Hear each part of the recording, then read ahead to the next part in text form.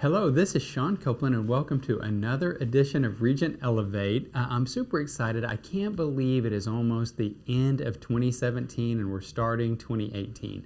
Anybody that knows me knows that I am an absolute year-end and New Year fanatic. It's fresh, it's new, it's a time for new beginnings, it's a time to correct those things that you wish you had done better in the prior year. Last week, we talked about things that we could do as a business to end the year strong and start the new year off right. Today, we're going to do that same thing on a personal level. I just want to bring you some teaching and some things that I think I've learned over time on how to end this year strong and most importantly, start the new year off right. So let's jump in. First and foremost, just like with the business, there are some things that we can do financially to maximize our tax savings for next year. So here are some ideas. You can take out IRAs, make contributions to your retirement account. You can make certain investments that will be tax deductible, and certainly make any year-end donations that you are interested in. So if you can do these things, it might lower your taxable income, and next year you won't have to pay so much in taxes. Now, on a more personal level, I think it's very important, number two, to honestly evaluate the prior year. I have a good friend named Lyndall Fields. He's an executive coach, really great guy. And one of the things he does is he literally evaluates every day. At the end of each day, he steps back and takes a little bit of time and thinks about that day. Where did he perform well? Where did he not? I really, really admire that. I think we need to do the same thing for our year. I think it's important to step back and go, okay, how was 2017? How did I do in the various areas of my life, which we're going to cover here in just a moment? Where would I like to do better? You know, what are the things that I'm really proud of in the year? And just do an honest inventory of your year. Here's the deal. Most of us are going to have 70, 80, maybe 90 of these total. And so it's very important to make our years count because we just don't have that many. Finally, I think it's very important. This is a great time to begin preparing your personal goals for 2018, for next year. I am a huge believer in goals. I think the more focused we are on who we want to be and how we want to live, the more effective that we're going to be, and the closer we're going to get to the person that we want to be. So here are just some ideas.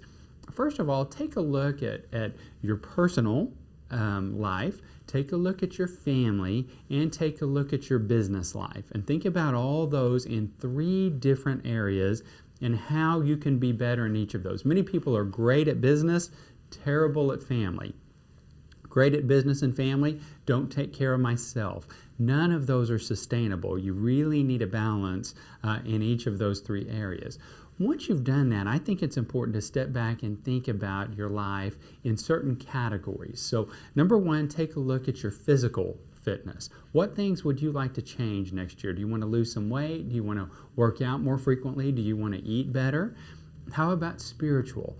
You know, no matter your beliefs, are there areas that you would like to strengthen spiritually? Maybe it's prayer, meditation, reading the Bible, going to church. This is a great time to start fresh and begin to meet your spiritual goals. Number 3, mental. Are there things that you want to do to strengthen your mental condition and become smarter and more well-educated? Do you want to read a book a week or a book a month? I have a good friend, Jim Stovall, that literally listens to, he's blind, but he listens to a book a day. Every single day, every morning, he listens to a book. Remarkable. Maybe that's something that you want to do. Maybe you want to take a class. Maybe how do you want to grow with your mind this year? Next, clearly financial. Are there things that you want to do better financially? Do you want to begin saving? Do you want to pay down some debt? Do you want to be more principled, you know, and just do a better job of handling your finances? So this is a great time to begin making those changes. And then finally, relationships. Are there relationships that you want to mend, going into the new year? Are there relationships you want to expand, relationships that you want to strengthen? I think this is a great time also to reach out and offer forgiveness to those that we need to forgive, ask forgiveness that we need forgiveness from, and just think about the relationships that are important in our life and how to grow those in the new year. Now, once you've set your goals, I think you should have 10 or fewer goals. They should all be specific, measurable, attainable. You've probably heard of SMART goals. Once you get those all down, you have to post them. They have to be somewhere where you're going to see them every single day. Mine are just to the right of my computer.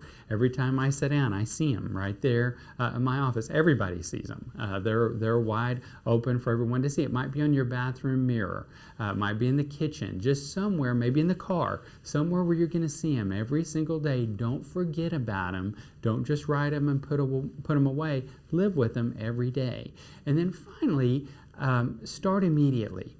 Don't put these things off. On January the 2nd, that is Tuesday, we will be back at work. And when you get back to work, it's time to start these things right then. Have fun on January 1st, watch some football, enjoy New Year's, celebrate. But on the 2nd, start these things and then try to make them a part of your routine.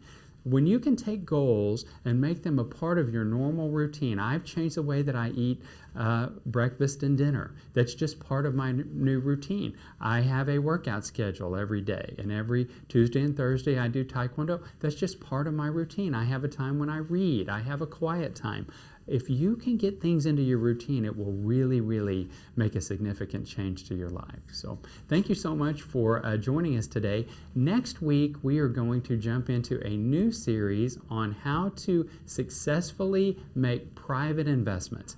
How to buy private businesses, what are some do's and don'ts whenever you're considering that, how to not make a mistake. But I think there's tremendous opportunity in private investments that people just don't understand.